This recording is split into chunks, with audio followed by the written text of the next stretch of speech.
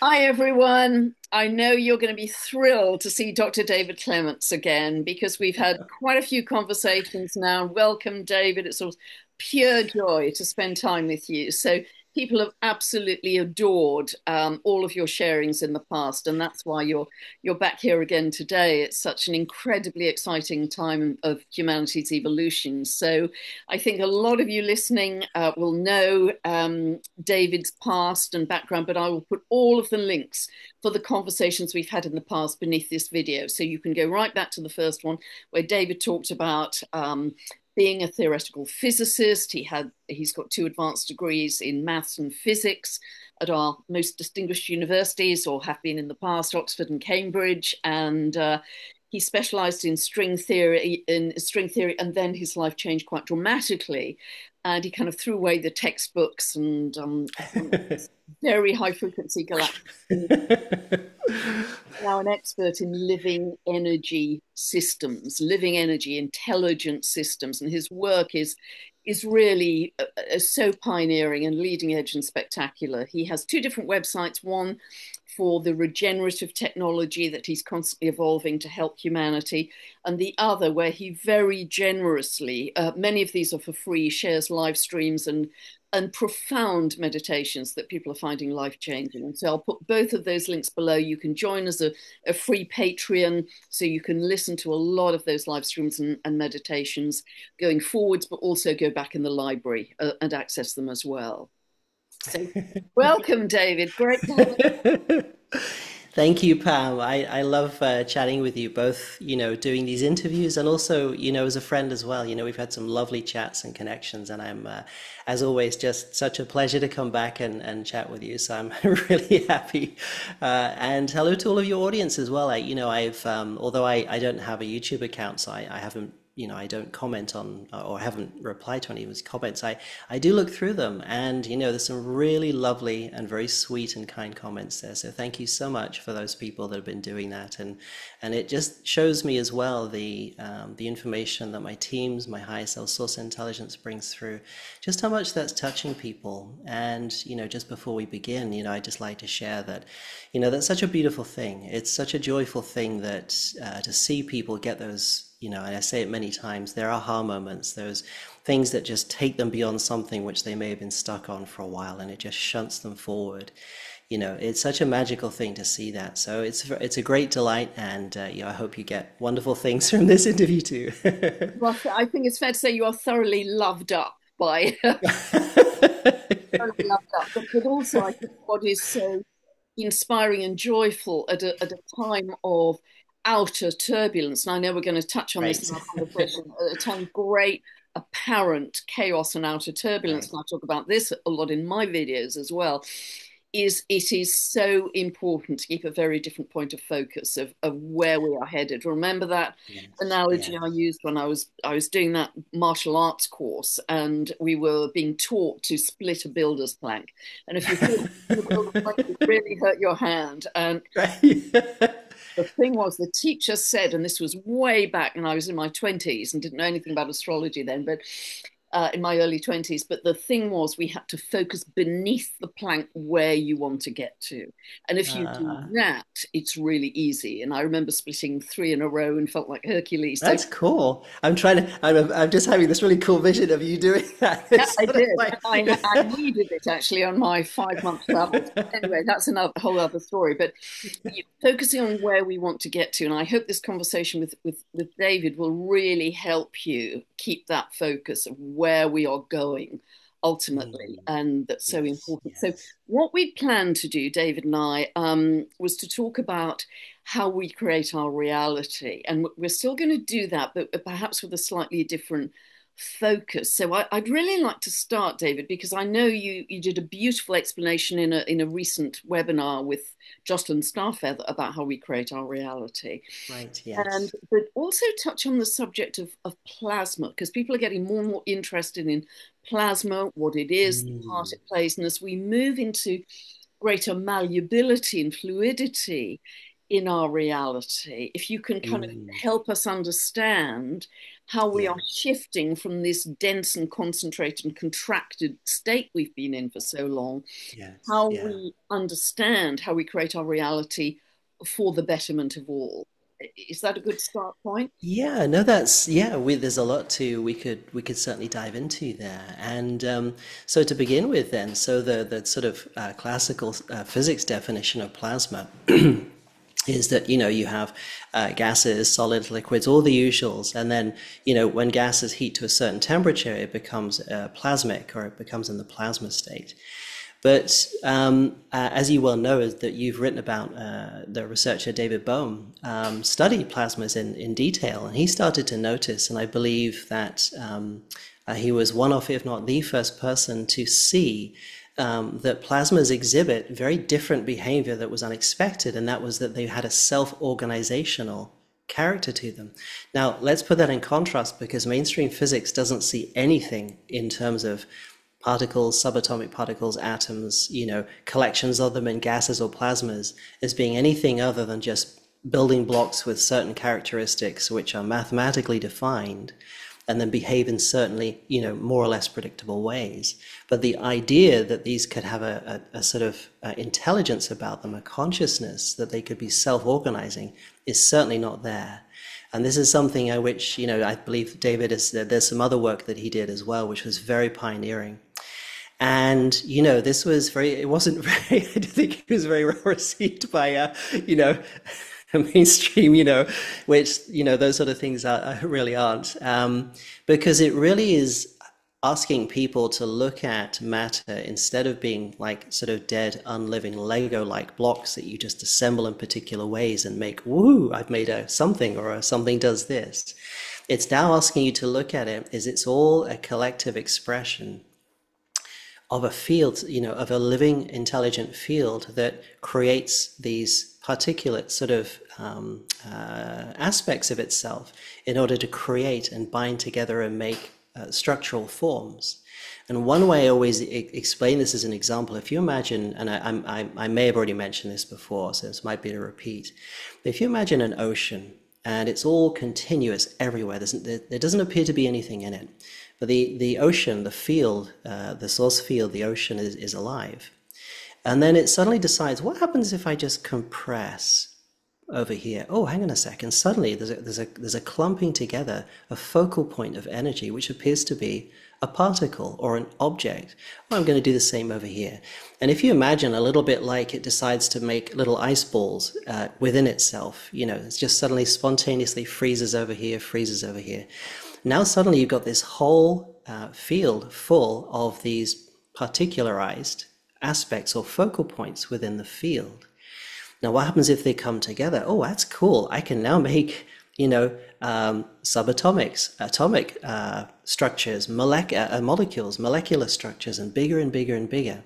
And it's all this fractalized way of, sort of different levels of compression of energy and focusing of energy to create forms with particular characteristics and behavior. And that's the other thing. So before we move on, one of the interesting things about this is that behind this, one of the things that my teams have made clear to me is it's within fields are a rich array of what I've come to call sort of intent codes or energetic codes. Now, those intent codes are in fields, electromagnetic fields. They surround structure or matter, as we call it. And so, when people eat food or they go out into the daytime and they experience the sun, people talk about codings coming from the sun. Well, I believe that's a very real thing. And this very intricate, very incredibly beautiful sort of living library of codes within, say, a photon or a packet or a quanta of light within what we call, light rays or a light field, are rich with these coded intent codes. And when you absorb them, you actually absorb the coding, and you can absorb that generative intent that comes to you. And similarly, in a way, you can also have a degenerative coding, which does the opposite, because we live in a world of polarity. Now let's come back to plasma for a second because we're going to try and sort of interlink this a little bit. Now, the more compression you have on energy, the more dense and structural it perceives. It becomes very mechanical, it becomes very solid, because the compression is really high. But when you start to release the compression, now it's becoming more fluid, more morphic, its characteristics changes. Suddenly, the perception of it being mechanical and having very simple mechanistic attributes and qualities of how it behaves now changes. So with plasmas, that's a great example, because as the compression comes off and the quality of the energy of what's going on in there is changing, so does the behavior. And now, when I spoke before about under high compression, things appear to be sort of almost, the way I say strange, like, but almost deadlocked in a way. It appears like it's a lump of Lego just floating around, just dinging off another and just behaving in very simple ways. And there doesn't appear to be any kind of intelligent control or organization at all. But as the compression comes off and the quality of the energetics, the fundamentals inside what you would call a plasma change, now suddenly it opens up and living energetic qualities start to present themselves. They didn't go anywhere. They were already there. But the compression was so intense and the coding inside them for their behavior was such that they behaved and made themselves look like they were just dead mechanical, highly dense structures that just behave in very basic ways. And one of the things that, just from my experience before about meeting very advanced beings on ships, is that many of them had bodily structures, but they weren't as we would normally think of them. They had this immaculate glow. There was this living, it's very hard to find the words to describe it. It was just this living intelligence glow in all of the material form of their body, and it would emanate. And it would be the same with their ships as well. And in the inner earth encounters I've had when I've been down there, they live in these beautiful caverns, and it's rich with this, it's just imbued with this living, intelligent energy. You can feel it in the air. It's emanating from the ground. There are crystalline structures all over the place that it just glows from. It's just beautiful. And so as humans, we've been used to this environment of being in something where we have very little experience or perception of living energetics. It all just seems to be solid walls, metal, stuff, and that's how a human perception has been trained to think. Oh, there's nothing there. It's just a bunch of matter rolling around, bouncing off each other. But to me, the truth is that is simply the result of the game we've been playing. And it's a two-way game, because as we have descended in consciousness, so has the mirroring effect of how energy presents itself to us, because we have in fact been requesting high density because of the drop in consciousness. So everything has really compressed itself down, and suddenly you're now in a very limited world of very limited energy behavior attributes, or what I call physics attributes. So again, just to remind people, when I talk about physics, physics is a synonym for me for energy behavior. That's it.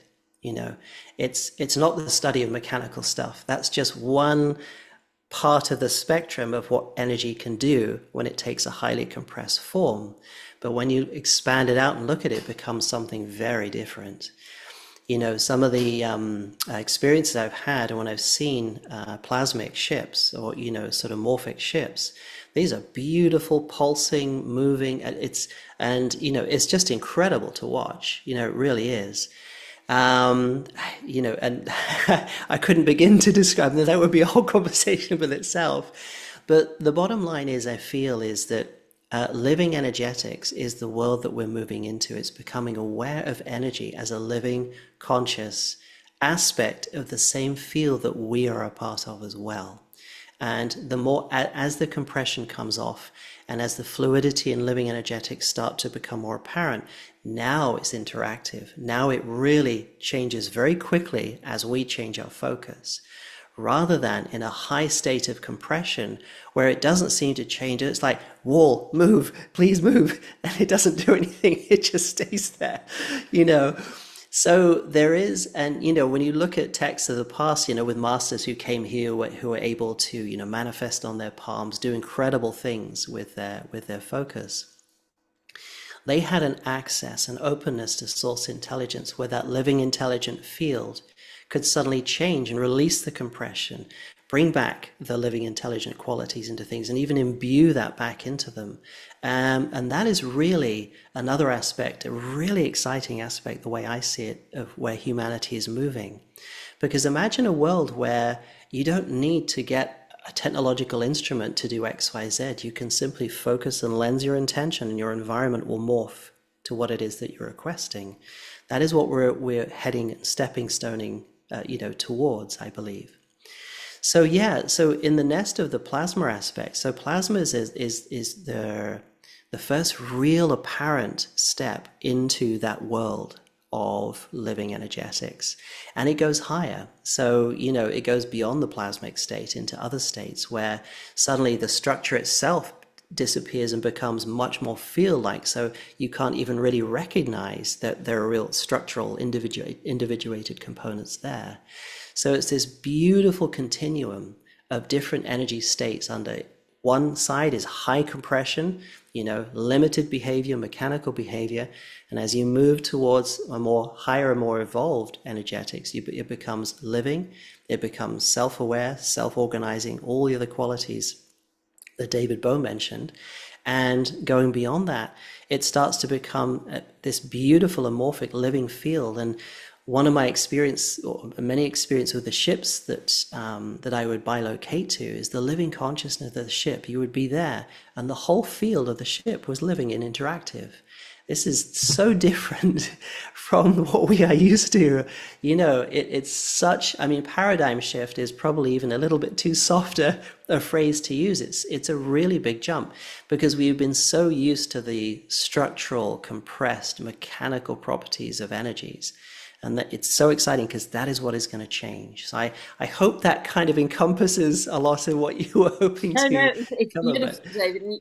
I can see in my mind's eye this kind of luminescence that, we have Yes, minimally in yes, our biophotons. yes, You can see the red yes, speck glow around some people, that aura, but there's a kind of luminescence or a radiant presence that I think will yes, start to really accelerate, and we'll become much more of a kind of spectrum of light of which we are just one part, but also yes, that we are co-creating with it in every moment. There's a constant co-creation feedback loop that isn't one way, it's always that yes, interaction with with the yes. field out there. And so that really emphasizes something I talk about a lot, which is our focus and our attention. Where are we putting our focus and intention in terms of what we want to Yes. create, not necessarily as an event but as a frequency. Yeah. Is it peace? Is it joy? Is it gratitude? Yes. And that Yes. frequency will mirror back to us. Is that how you see it? Yeah, and I'd love to add that was a really a lovely explanation, and I'd like to sort of add in that as well because one of the key things you mentioned there was our focus and our perception. Now, to me, one of the important things that has confined our perceptibility to what we appear to see as dead mechanical structure, it's part of the lowering in consciousness, the confinement of consciousness we've experienced. Now, as we evolve and as we expand and we're raising up quite innately because of everything that's going on, what's actually happening in a big way is our perception. Our perception is really expanding and opening up because the stuff that I'm talking about, it's not that it isn't there and it just comes in once, things take off or whatever you want to call it. You are actually sitting in a rich field of multidimensionality right now. And the reason why you're not able to perceive it properly, or, in the most part, is because our perception energetics have been tuned and focused to a very particular small bandwidth of, the dimensional or vibrational energetics environment, if you want to see it that way. Now, what that means is it's like, just an analogy with one of those old radios, when you tune it up and down, you go to different stations. We've been tuned to such a low station, all we can hear is this. And you'd swear, that's the whole world. This is all I hear, there's nothing else. Truth is, all those other frequencies and layers of reality are simultaneously overlaid, but you haven't tuned to them yet. And that's the thing. So it's really about and this is the thing I say to people, and that the Arcturians said to me, a while back when I was really getting a little frustrated with an invention they were trying to get me to create, and I was trying to be too heady about it. And when I relaxed, then they said, and I know I've said this before, but it's a really good reminder, is that you're going to find that living with the perception of your heart intelligence is going to be a world apart from living from the perception of your intellectual intelligence. And people tend to associate intelligence with intellect, and that, they're one and the same. Well, intellect is one facet of intelligence, but the core of intelligence is here. And this is what I believe humanity is coming back to, and this is where our perception is going to change.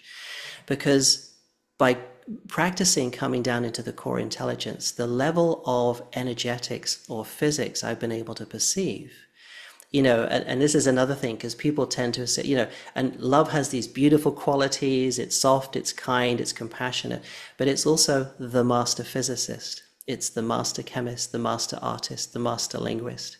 It's everything that you could possibly ever want. It is the most beautiful energy, and it's the creator of all. I really want to remind people of that, especially, the scientists and engineers out there that might be thinking, oh, I got a second, this is getting a little bit airy-fairy for me. Well, the truth is that, the source intelligence, which we give it a name, we call it love. But love is simply a word that points to the source intelligence. It is the master intelligence of all. It is benevolent, it is kind, it is compassionate, but it is also the ultimate physicist, the ultimate maker of, everything and anything, and it's a purely creative energy as well. All new things have to come from the source intelligence. It's that which does it. And we'll come on to that later, because I know you want to move on with that subject. But essentially, just to really bring the point here is that when you learn to align yourself with that core source intelligence within, you call it your higher self, you call it the heart of your soul, the sacred heart, whatever you want to call it, suddenly your level of perception is going to change. You're going to be able to perceive things, feel things, sense things, intuit things, see things that you never could before. That certainly happened to me, and I'm not joking when I say that. That really was very, very palpable, the difference. And I've been able to see things that they said you simply will not see using your intellect. When you use your intellect to do things, you're going to reach a wall, you're going to reach a ceiling. Because the mind itself is a beautiful instrument, but at the moment it's a structural device, and it can only perceive in the same nature with which it operates. And so its level of perception has an inherent limitation to it. But if you really want to see the very deep and meaningful energetics, the living energetics behind things, you need to go into the core. So yeah, that really is something I feel is a very important message to help people with, for sure. Fantastic, David. And the reason, from my point of view, I feel your work is just right on time, is if I'm looking at this picture astrologically, it's a hugely concentrated, focused period of acceleration in humanity's Yes, ability. yes. These next few months in particular, there's so many convergences that I've banged on about in various videos over the last sort of 18 months or so. Whether you're looking at, cosmology, astronomy, astrology, Yes, yes. or teachings, physics, whatever we're looking at. There's this incredible convergence happening right now. And so, from your point of view, are you also seeing this as a convergence of very accelerated evolution that we're right smack bang in the middle of right now? Yes, I do. And it's got many facets to it, one of which is this shift in perception, the offering of source intelligence for humanity to come back into heart intelligence and heart perception. And it comes with it so many different paradigms, because the old, as we know it, has been very much sort of founded, predicated, whatever you want to call it, on structural energetics, where things were just controlled into place and control structures upon control structures and so on. Because force is just the application of pressure with, as an alternative to creative intelligence, living intelligence, manifestation, being morphic with energies, all the powerful things that come with being a creator being. So those groups of beings or humans that have chosen to go into that control, that paradigm, it's all about force, it's all about pressure, those kind of things. And, big systems have been created out of that whole paradigm. And now what we have is, now the time has come where humanity is making this transformation. And the energetics of right down to the very subatomics themselves are changing, which means their behavior is going from dead mechanical structure to living energetics, which means that control starts to dissolve away and becomes, just literally becomes a nothing burger, essentially, and it's all about, part and parcel of showing humanity, you see, you are leaving the control paradigm. I always say it's funny because if you look at the word control, I always say to understand the kind of the characters that operate in it is in the last four letters, and to understand what it's really about is in the first three. So well it's said. Well said. So I always say it's quite funny the way that word's put together. But anyway, so, what is really happening, I feel, is that humanity is going through these step-by-step movements to learn to just let go of any belief system, anything that you have, any energetic that you hold, which aligns you with the control paradigm, with the high densified, structured paradigm. What is it that's keeping you there? And you mentioned perception before and what we focus on. That's really, really important. Because when we continually focus on those same concepts, that is what we are cyclically recreating within ourselves. It's a bit of a feedback loop. And so, the ability to take a step back, relax, breathe rhythmically, as the team say, or however you feel you want to do it, and breathe yourself into your center again, is something that I would really encourage people to quite often practice doing, even just like a few minutes here or there, whenever you catch yourself throughout the day being a bit stressed or moving out of your center. And one way I would say, and we spoke about this before, recording, is for anybody wondering, well, how do I know I'm out of center?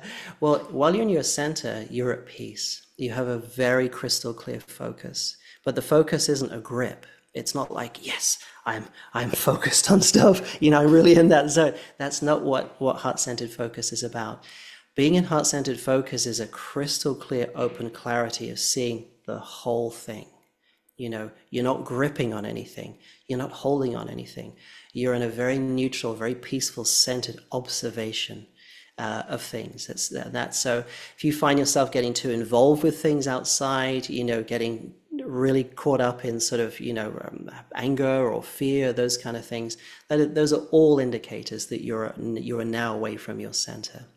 Because to give you an example, when I've been up with these very advanced beings, when I look at them, these are really centered beings, And when you look into their eyes, it's just peace and grace. There's not an ounce of push, pull, control, fear, any of that. They are so in such a crystal clarity of perception state, but it involves no grip, no control. And they have a full spectral perception of you. Because the more you let go of grip, if you think about it, when you're gripping on something, you are confining your focus to what you are gripping. You have locked your focus onto the grip, what you're gripping onto. As you relax, just like the compression coming off of energetics, suddenly your perception opens up, and now you have a very full spectral perception energetically. And so that's another thing. People talk about having a high degree of focus. Well, to me, you can lens your focus, but make sure that you let go, if you're doing that, because it's going to, to come back into your center where you have that full perception clarity again, because the type of focus that humanity has used over many, many years, hundreds, thousands of years, is in fact a focus of control and grip, you know. And I remember one being once saying that, the what has developed in humanity is that the mind's version of understanding is control. The heart's version of understanding is compassion. It's very different. So, you know. I'm so encouraged to constantly, through many lifetimes, defer to the Yes. external. And that's Yes. our power away and Yes. become very agitated. And what I've often suggested to people Mm. is stick post-it notes all over your house, bathroom, Yeah. cupboards, the walls, saying, "Are you at peace?"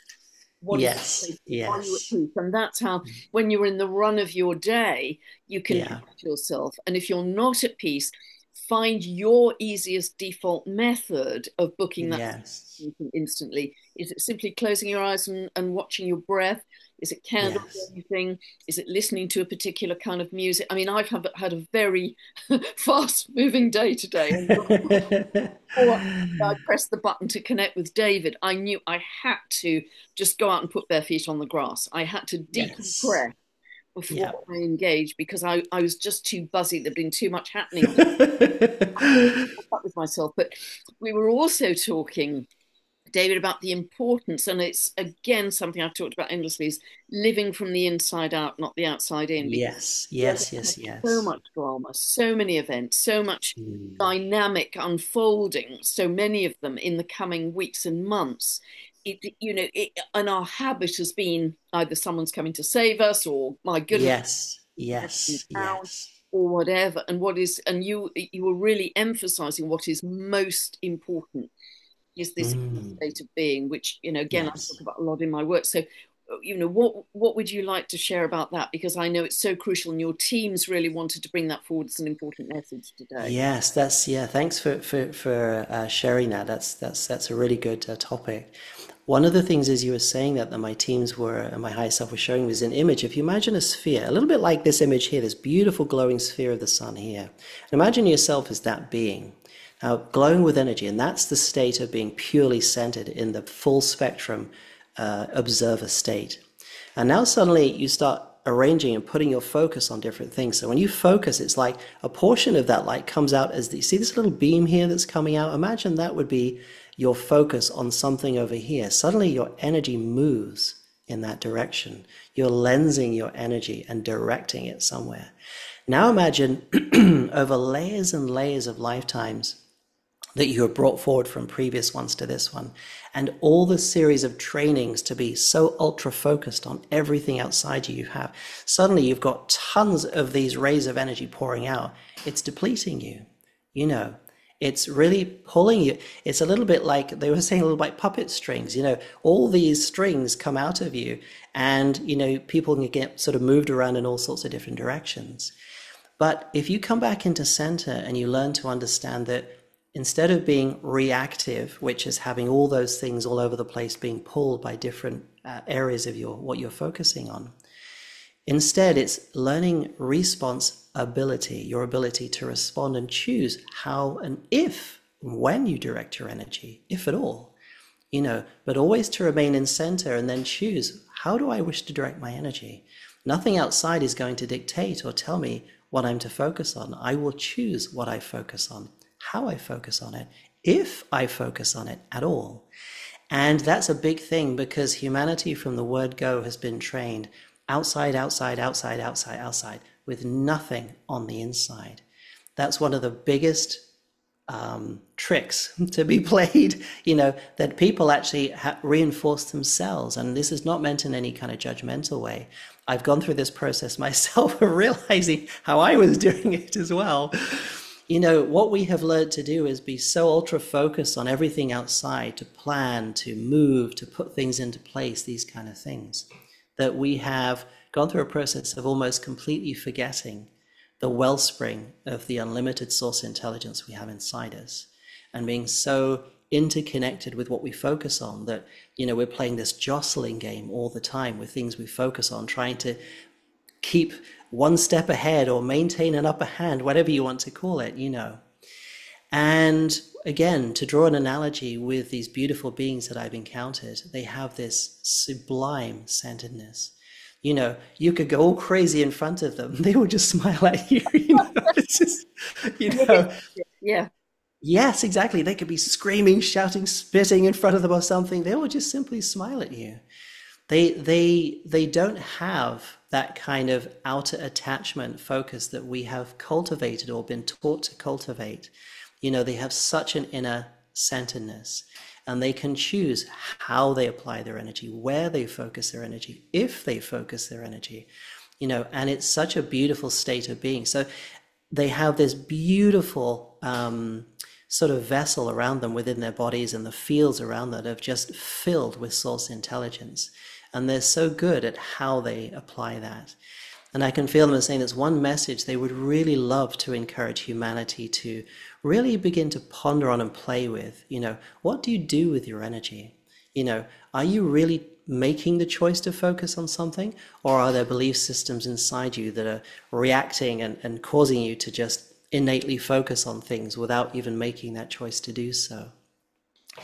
And they're saying that the more that you practice the simplicity, and they're saying this is not complicated, and they're saying, laughing, they're saying this is one of the things that you humans are so good at, is complicating things. You know, people want, you know, they think the more sophisticated and complicated it is, the more cooler it is, or whatever, you know. But the truth is, as somebody who's been in those areas of, you know, complex analytics and all that kind of stuff, I can say firsthand that you will find the most beautiful, blissful, deeper, most profound truths in simplicity than you ever will in complication, you know, having gone through, you know, those sides. Now, as you center within yourself, things are going to come into your awareness. You'll start to become aware of deeper truths without even efforting. You won't even analyze or work anything out. You will just know, because the knowingness is already there. You're letting through source intelligence and all that comes with it. You know, that's one of the beautiful things. And so, you know, there is a great deal, I feel, that the teams are saying, what they're noticing, there's a great deal of outward focus on what's going to happen here, what are they doing, when are the ETs coming down to save us, and a whole slew of different things. And the message I can feel, it's the Arcturians coming through now, and the Pleiadians there as well. They're saying, we are in a state of delight waiting to meet you.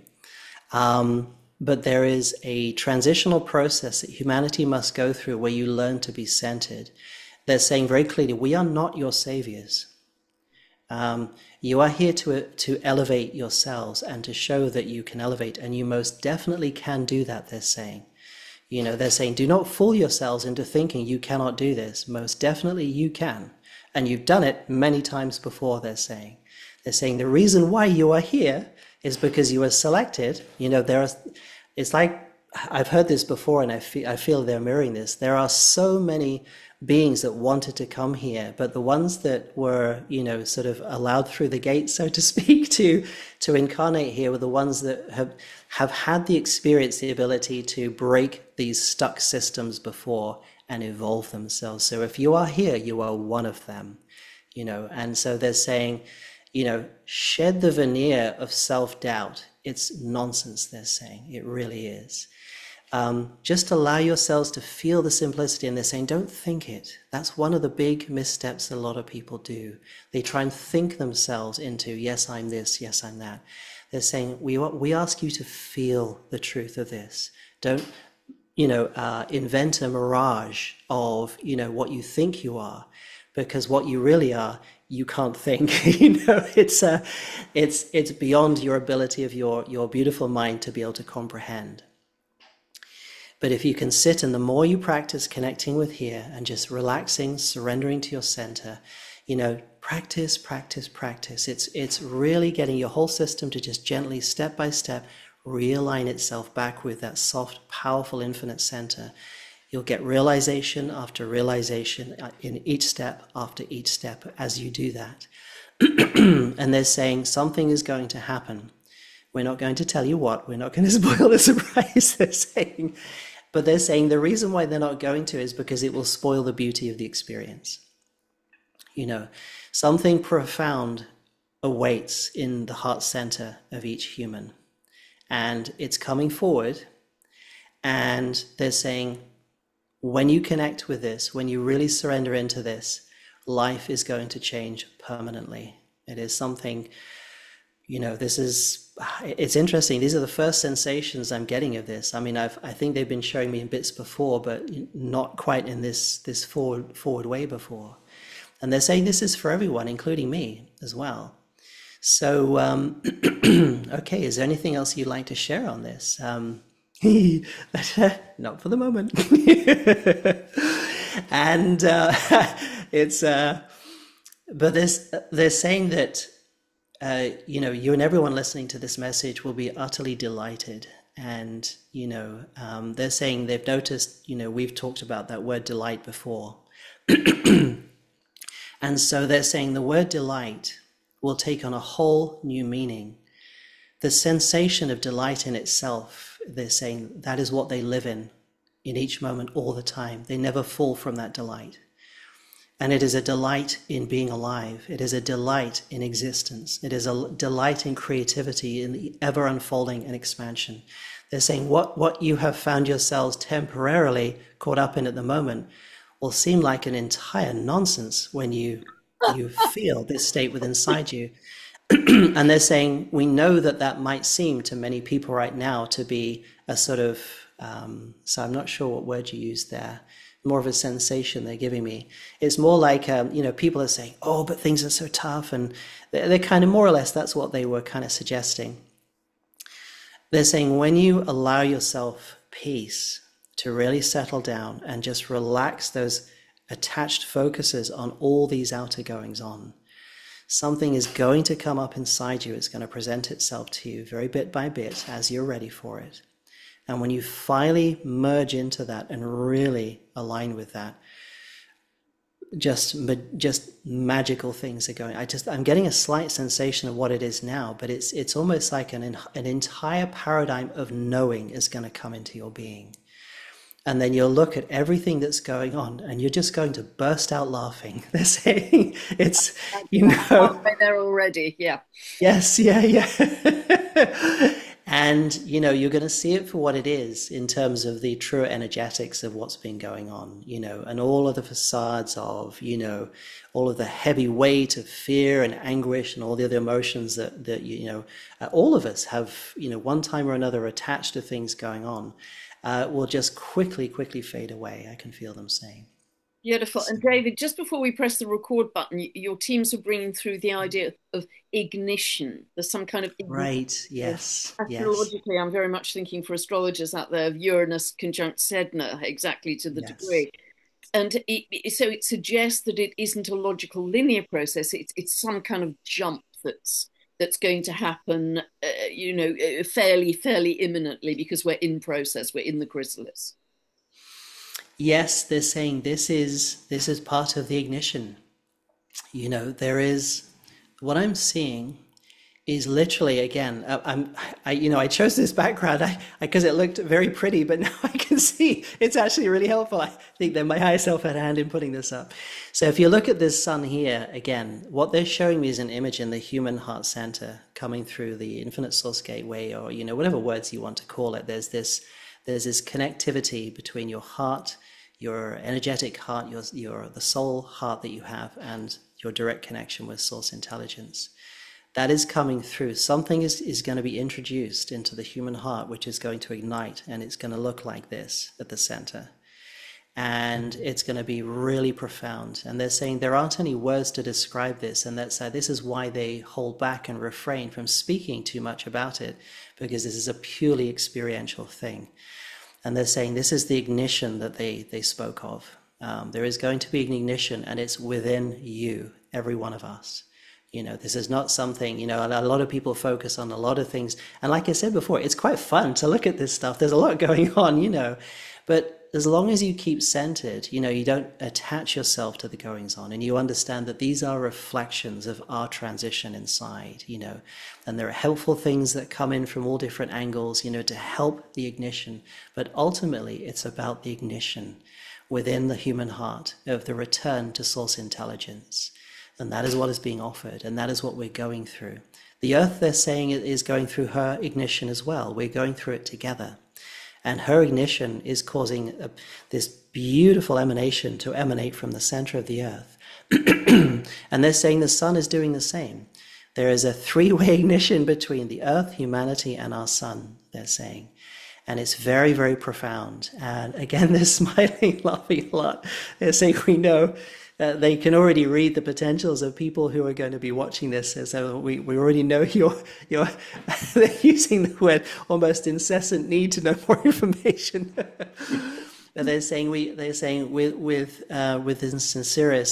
sincerest love that we would really ask you to experience this, because the beauty in what you're going to experience is going to be something that you cannot describe with words. It wouldn't even come close to what's coming.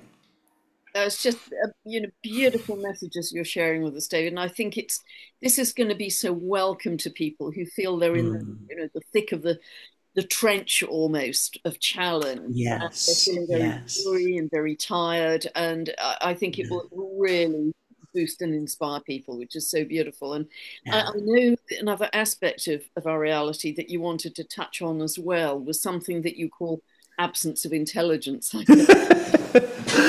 Yeah. Well, before we do that, there was another message I felt they wanted to just bring just on the back of what Yeah, we were yeah. saying there. And they were saying that for those people that are really feeling down and just depleted and just really a lack of sense of hope, they're saying very genuinely ask yourself the question, from where are you getting your hope from? Where are you getting your energy of excitement from? Is it outside of you? Because they're saying, if so, you will be disappointed. And this is what's going to happen. And they're saying, what has happened? And they're saying, they say this very jokingly, they wish to excite and inspire people by being funny about it, not being I don't think they have an ounce of solemnness or seriousness about it. They're very playful. Now, one of the things is that what humanity, again, coming back to humanity being trained to sort of see everything outside of them, what happens when we've gone through this experience of a lack or apparent lack of connectivity with source intelligence, the wellspring, the unlimited, unstopping wellspring of pure love, pure joy, pure intelligence, pure compassion, all of the good things. So now, if you're in a human body with a lack of that connectivity, now what do you do for your kicks, your happiness, your general sort of well-being? So what's happened is we've had to turn to things outside of us, events, parties, get together, lots of external things, that we attach to. We look forward to them. They think, yes, when I have that, I'm going to feel so great. That's going to give me my kick for next week or something like that.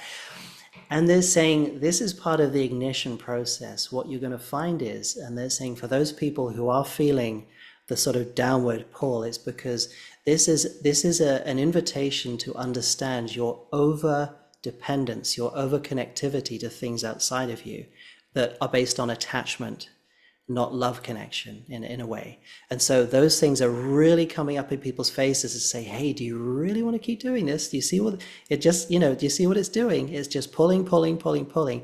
It's never going to give you what you want. It's an illusion. It's a mirage. But instead, if you come inside and you practice heart connectivity, you're going to find an innate self-value. You're going to find an innate self-joy that is not dependent on anything, any event, anyone, anything outside of you. Now, when you are in that place, like with those beautiful beings, that emanation of pure joy, you need nothing outside of you. But when you do interact with things outside of you, the interactivity with another being who's operating the same, the amplification of that sweet source intelligence is immense. It's not like some of the weird interactions we as humans have where there's this push, pull and take and all this kind of stuff that goes on.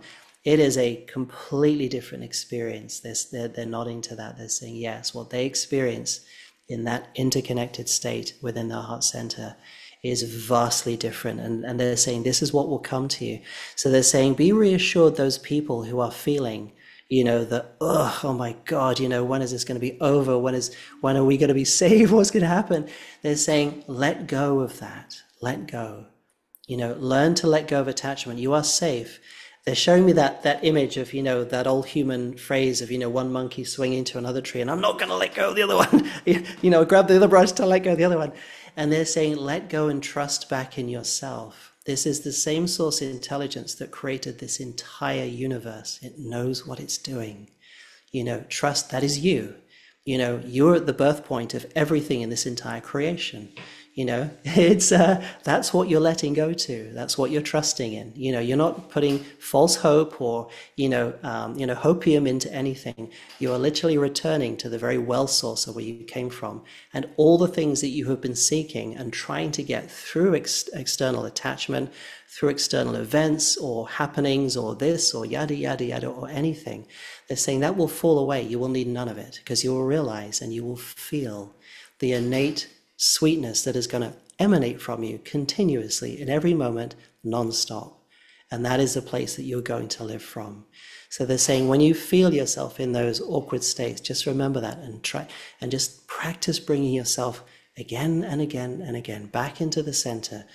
Help that ignition come faster and deeper for you by practicing that connection. And keeping it as fun and as playful, as joyful is the only way to do it. Don't get serious about it. Be playful, be fun. These teams, these are really advanced beings. I can't emphasize that enough.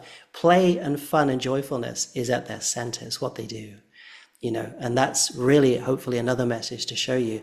If these beings that invent these advanced things that everyone thinks, wow, is that so cool? Well, they do it from a place of fun and joy and playfulness. That is the center of them. So just remind yourselves of that as well. So I just wanted to lead that message because I felt they really wanted to bring that across for Super people. important. I mean, I can get that in nature very easily. The Mm. simplicity and the joy, and wow, look at that! That Yeah, yeah, yeah. very first time, and the wow, you can be quite childlike in wonder and awe, and I get Yeah, yeah, yeah, yeah. in nature. But what you're sharing is so important and fundamental and beautiful. It really is. It's almost that we are on the brink, whatever that means in time, of becoming kind of realized beings, Yes, more, yes, more luminous realized beings, and we're on track for that because this is a one-way. yes, yes. We're moving into that, and that feels really exciting. Well, one of the things to add to that as well is before we incarnated, this was the plan. When people talk about, oh, the plan, to me, it really is quite simple. It's simply the ignition and ascension of the human being and the earth, and the sun at the same time. And we all knew that this was a given, not, oh, let's see if we can make this work. It was a given before we came in. What is up to choice is what wobbles we take to get there. So be rest assured that the ascension process is a source intelligence, and all the immaculate teams and beings that work to bring this to fruition is a done deal. There is no ambiguity there. There is no doubt. But like I said, because we have free choice, the only freedom of wiggle we have really is like how do we choose to get from this end of the field to that end of the field? We can go all the way around the edge if we want to, or we can take the easy path. It's up to us.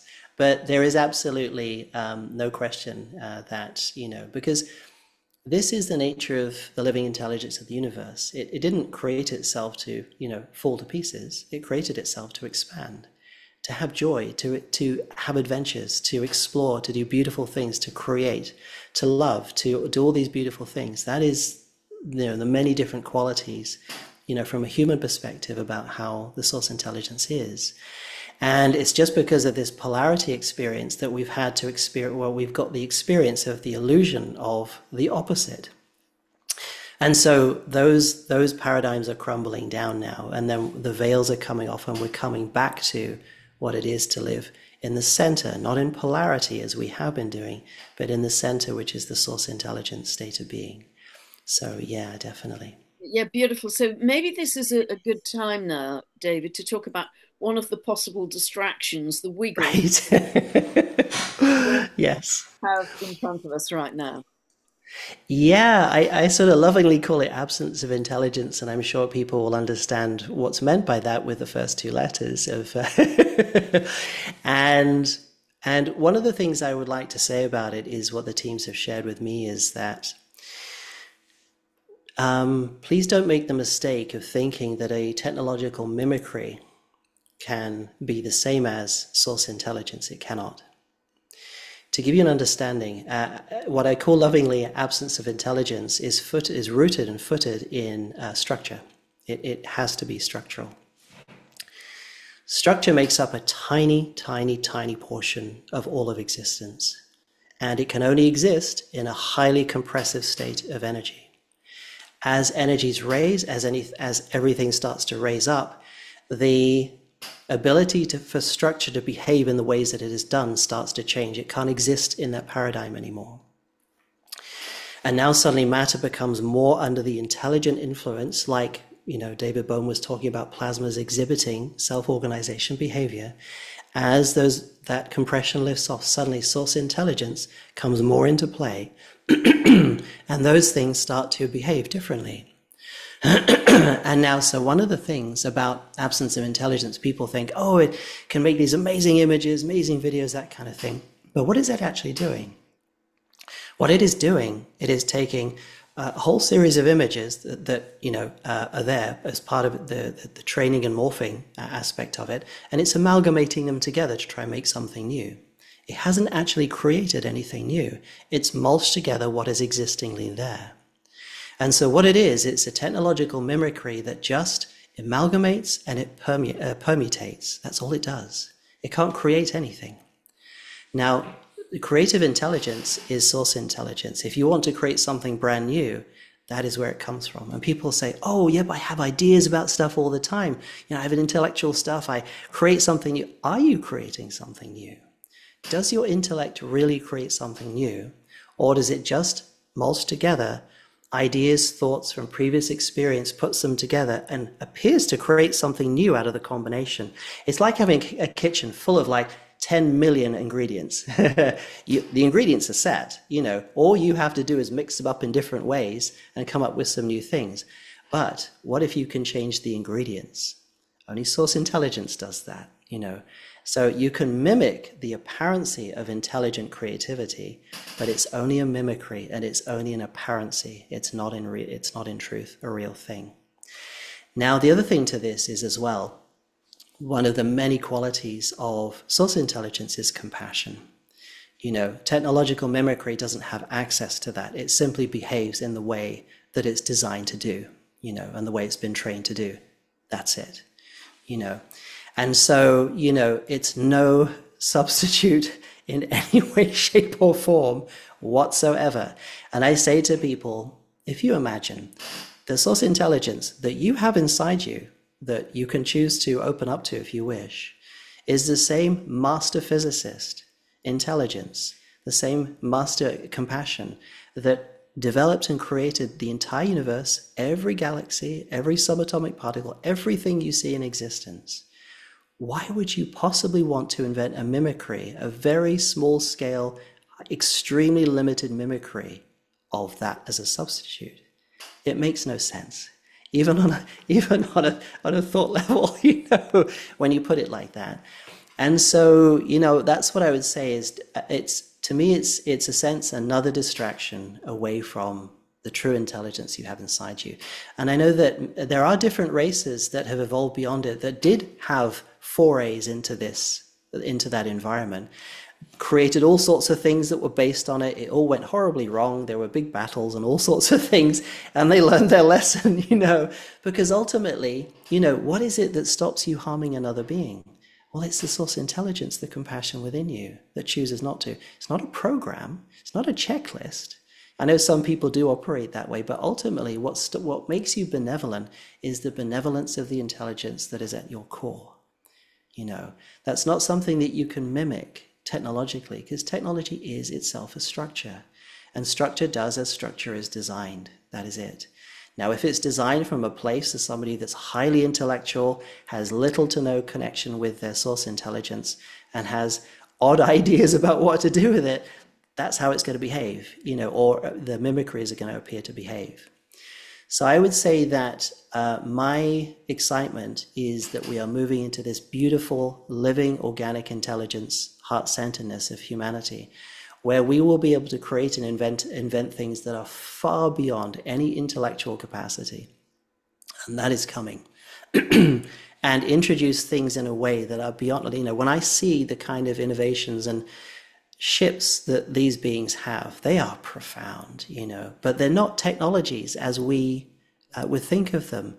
These are living, conscious beings, vessels, that, and the higher they go, the more feel like they become, and they can do the most unimaginable things that you simply cannot do with structured technology. There are literally limits because it is limited by the compression that it's in. It's like having a game where you make the rules so condensed. It's like, this is all you can do. Have fun, and you go off and you do X, Y, Z, and you have your exploration. And you realize, you know what? I think I've pretty much done everything that could be done in this realm. I've reached the limit. And then when you realize that when you come back into your creatorship and your center again, it's unlimited again. You have unlimited creativity. And to me, in a nutshell, absence of intelligence is really the fascination of people who are intellectually orientated, that have, to a degree lost that connection, or are ignoring the connection, or don't want the connection inside with their source intelligence within. I know that sounds like a very broad, sweeping kind of summary, but in a nutshell, that's pretty close to the truth, I would say. Yeah, because organic intelligence is infinite, isn't it, David? Whereas Yes, yes, what you're referring to always has a finite end. It has no heart, it has no soul, it has no divinity. yes, It's yes, interesting. When I was yes. being asked in a recent interview about my thoughts on it, I actually said I'd rather have a conversation with a donkey on my morning walks, and I thought edited out of the interview, but it wasn't. And I'm now getting people writing to me about my conversations with donkeys. So, but at least Yeah, that is organic, and at a different level. The other thing that concerns me is the technology you're talking about takes an immense amount of power, electricity yes, to yes. work properly, and a huge amount of water to Mm, cool down the servers. And if I'm thinking of poor Indian and African people who walk very long distances to get buckets of not yeah, clean water for the day, somehow our yes, global value system has gone pretty wonky in that we seem to be having a yes, profligate use of water over here to do something which we think is very sophisticated and civilized, but actually it's just so far away from yes, life yes, and heart and love. So I'm really glad yes. that you've spoken about that. I think that that's going to be very Mm, helpful for people because it's very easy to be diverted by that novelty. But it's kind of, if I'm looking at it astrologically, it's a repeat of a very large cycle, which is what you were referring to earlier. yes, Okay, we're yes. coming around again. Are you going to do the same again, humanity? Right. How many times are we going to have to do this? Giving away your power to Yeah, something external yet again, or are we going to do it differently this time around? yes. And so Well, it's there's one thing. Oh, sorry, sorry, you haven't no, finished. that's it. Yeah, over to you. Yeah, no, there's one thing I'd love to, because as you were speaking again, they were showing me an image. They're saying that I'll decode what they gave me. It was really a very clear image. And they've shared this before, that what the human form is moving into, because the very nature of the building blocks of the body, right down to the subatomics, all the way to the molecular DNA and so on, because DNA is shaped in a very, very divinely designed way. And it's almost in a way that they're saying, think of a tuning fork. It's a tuning fork to allow your body to be attuned, to be a perfect receptor to source intelligence.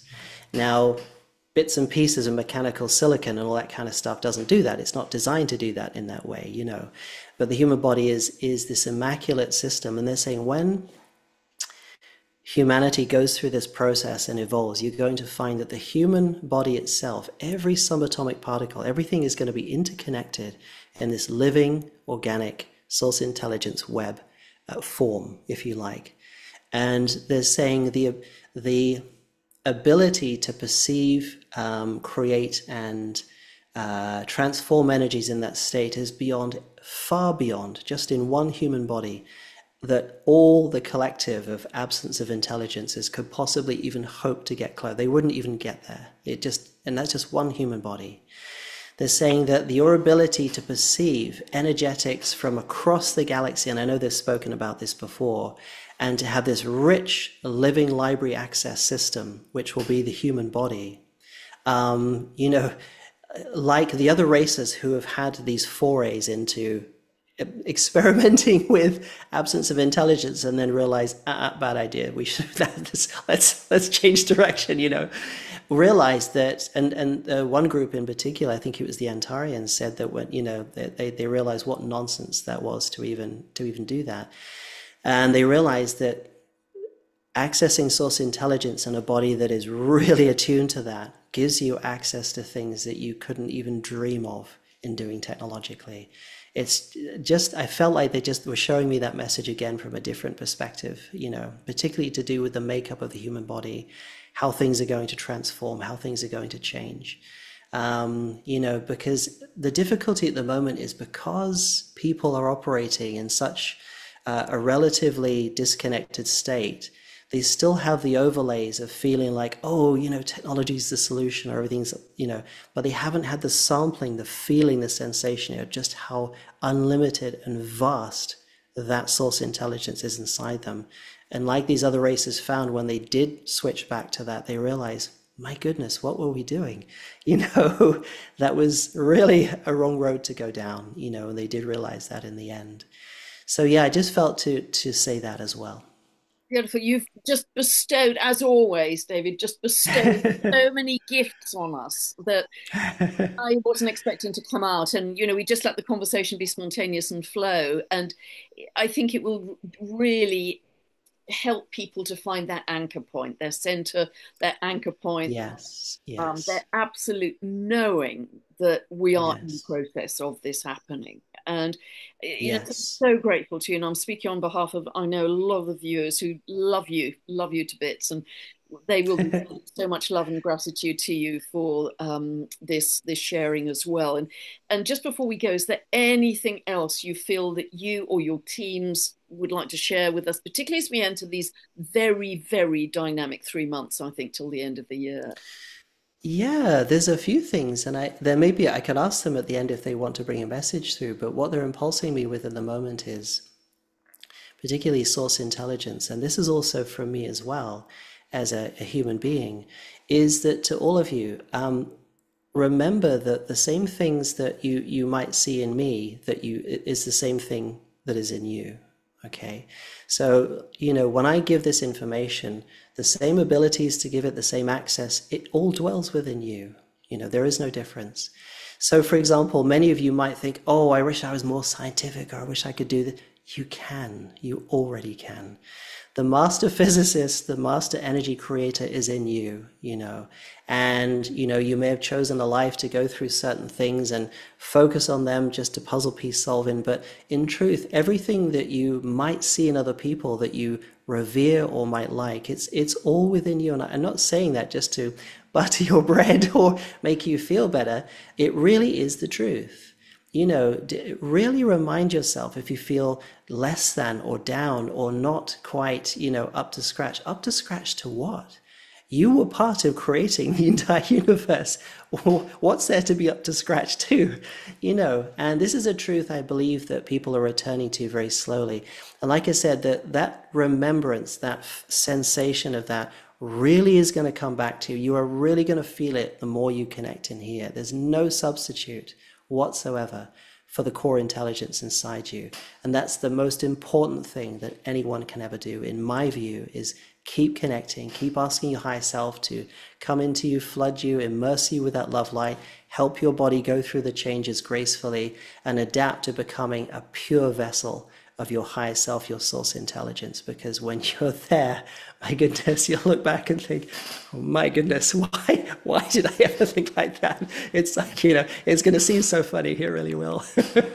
I've personally felt a shift, even just having this last hour with you. Actually, I felt quite a significant As always, super, super grateful. And would your teams like to bring through anything in the channeling? Would that be appropriate? How do you feel, David? Okay, so source love intelligence, my higher self, my Arcturian love light family, is any message that you would like to channel through? And yes, source intelligence would like to bring one through.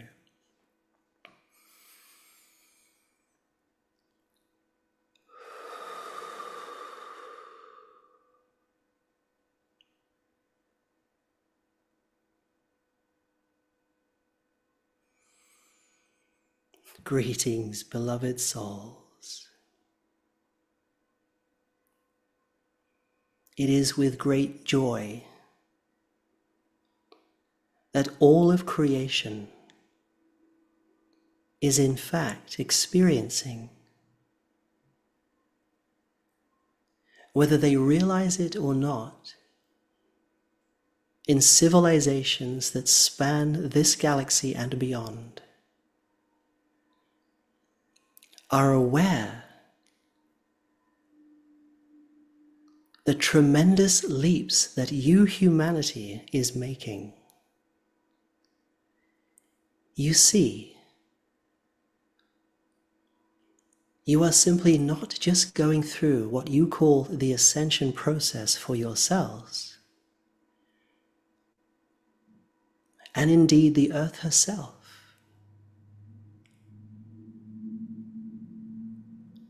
The magnificence of what you are taking part in is most certainly causing a profound ripple effect that civilizations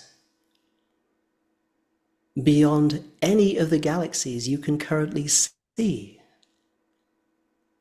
with what you call your telescopes are experiencing. This stage in creation is vast. And you, dear humans, are playing what you would call a major role in this. It has been spoken before that there are so many eyes from different civilizations, different forms, that are both delighted and excited to see the steps that you take, and indeed are helping in a multitude of ways. And what is this all about? Sweet ones, it is about love.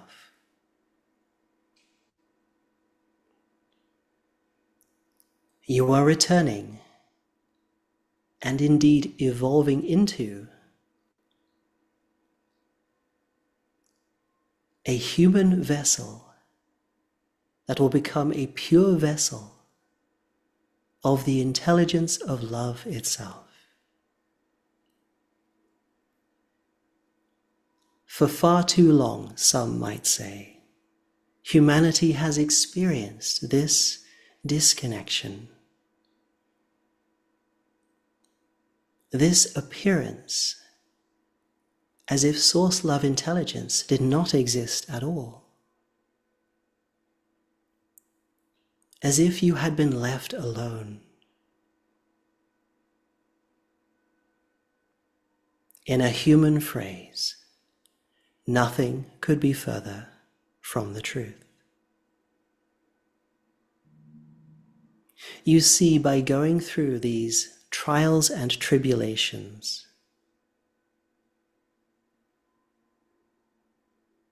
you have allowed yourselves to go into depths of illusion, contraction, and compression that were very deep indeed. And what is it that you have attained by doing so? And here is the key, one of many, as to why so many civilizations are going to feel the ripple effects of what you are doing.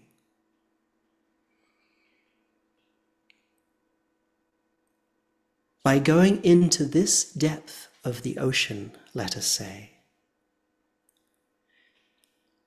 and making waves in blasting your light, quite literally, into the density within and around you,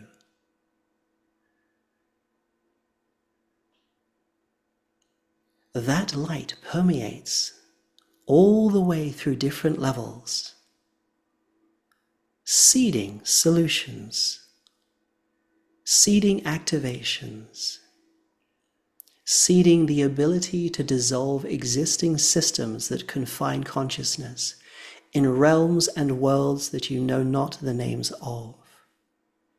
Do you see, dear ones, what you are doing, what you are taking place in, what you are actively doing by simply being the presence of love intelligence at this depth of density? You are transforming and offering transformation to all of existence.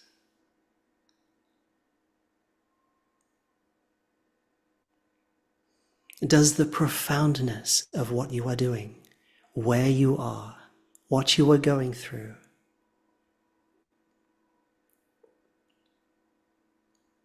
come into deeper clarity and purpose? For it does, sweet ones. You are loved beyond measure. You are love, and you will always be love. Even though you may choose to fool yourselves otherwise. As you move through these steps and you reach closer to the points of ignition, that point, when a deep opening within your heart centers will activate, you will understand in a way that you simply cannot comprehend at this time. This is coming, and it is coming fast. And so, sweet ones, find the sweet center, the infinite center of who you are. The more you do this, the more you practice,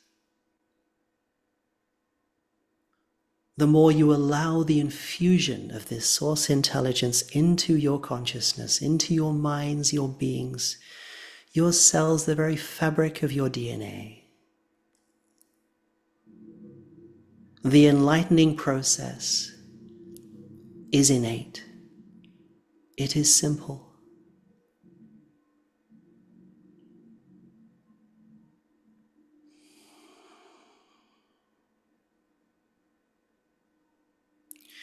In the coming days, if you find yourself moving away from this center, as has been spoken of, remind yourself, come back to center. All of that which transpires outside of you, the turmoil, the activity, the strife, this is the old energy dissolving away.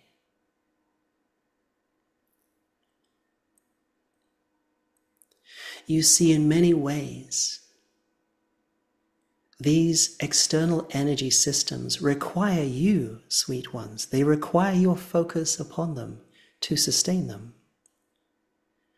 But you are shifting back into heart-centered intelligence, releasing these attachments, these external focuses based on fear that have been feeding and supporting these old paradigm systems. And the more you come back inside, the more these systems will dissolve, and to dissolve they are. and you see it every day. Do not be disheartened by what you see. Be excited, sweet ones. Be excited.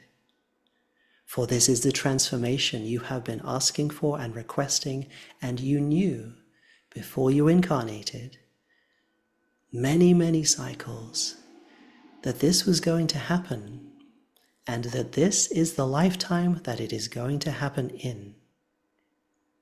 This is a very special time, sweet ones. The floor is yours. The choice is yours.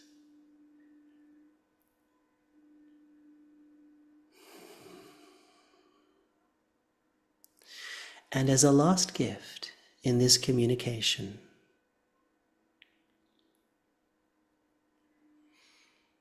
if you are willing, your individual higher selves would love to offer you a gift. This is quite purposeful. This gift, in many ways, is to deeply help advance the coming ignition. The ignition of your truth, the sweet love intelligence that is going to dissolve through a barrier within your heart center. And the realizations, the understanding, the compassion, the beauty within you will be as if a wellspring that never switches off. You will delight in your very being in ways you simply cannot understand at this time. And so if you wish to experience this gift from your higher selves, simply say yes to your higher self. Yes.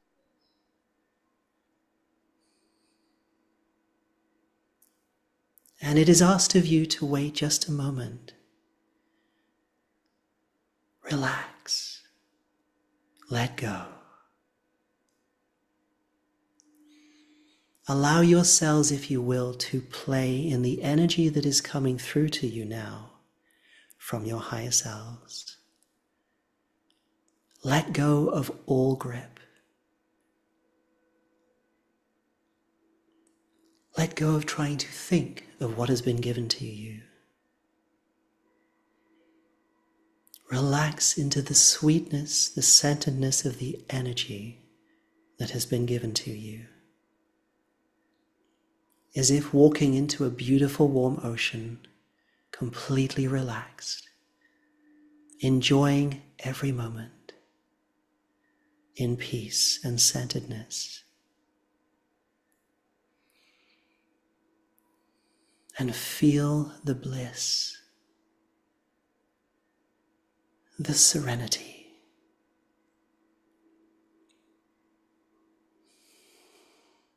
You are now closer to who you really are than you were before.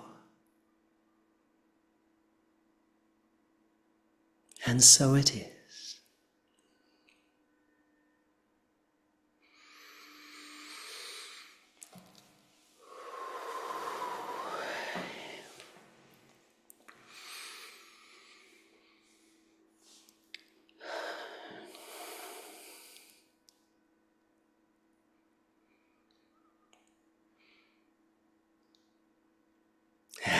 That was profound.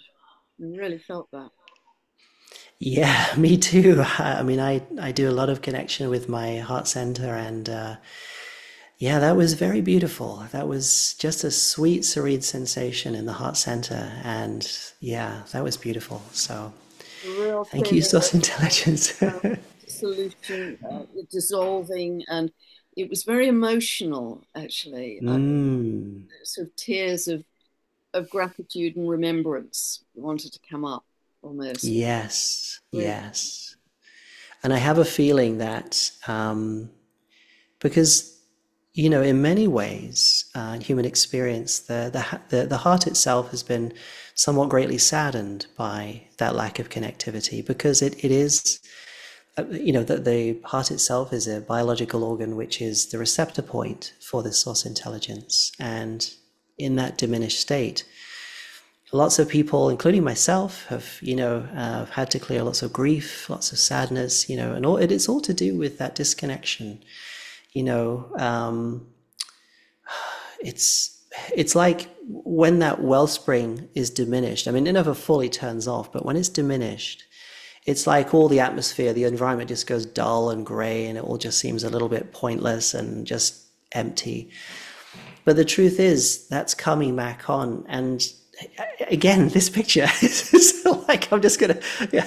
If you imagine this as your being, this bright light is breaking through. And I know the trees are beautiful, but I'm just using this as an analogy, that it's breaking through what appears to be a veil of darkness or lack of light. And suddenly you get this huge emanation across here of everything starting to luminesce and starting to glow again.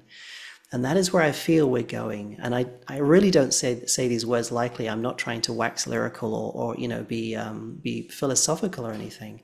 This truly is my perception of what is happening, that we are moving absolutely into this new paradigm. And it is all from here. This is the ignition point. This is the source point. This is where it all takes place from. I cannot overemphasize that enough. And the teams have said it many times to me as well. It really is. There's nothing more important than really opening and forging that beautiful surrendered connectivity with your source intelligence within. Gosh, it feels like Christmas. That's very cool. I think every conversation I have with you, David, is mind-blowing, but I think this has probably been the most mind-blowing and the most profound that I've shared with you. And I feel that, many of the people watching this will feel the same. You have just absolutely showered us with unexpected and glorious gifts. And I'm just so happy you are on this earth at the same time. Yeah, well, thank you for that. I mean, but also what I like to remind everybody of is just always remember that, this whole process that's taking place, it really is taking place within you, and I always say to people, remember the magnificence you have inside you. Whatever magnificence you see in anybody else is the same magnificence you see inside you.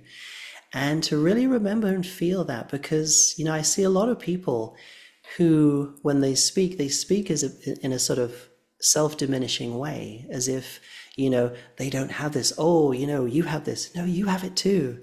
It's just yet to fully come through. That's all. That's all it is.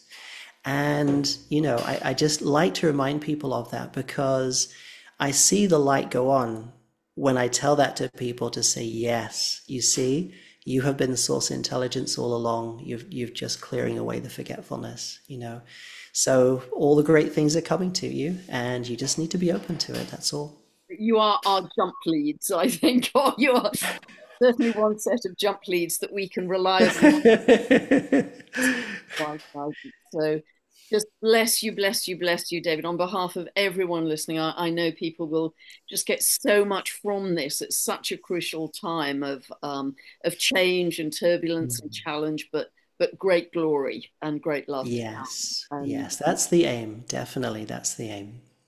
Excellent. So Thank you. you're very welcome. And, to everybody, I hope you've got whatever you need to get from this, and wish you a beautiful day. And I wish you the most beautiful experience of finding that in here for yourselves in every waking moment and sleeping moment that you have. So love to you all, and bless you all. And thank you so much, Pammy. I really love having these chats with you, both in recording and in private as well. So thank you so much, and lots of love to you as well. Loads of love to you, David, and to everybody out there listening. It's what a ride this has been. So beautiful. Lots of love, everyone. Bye-bye. Bye.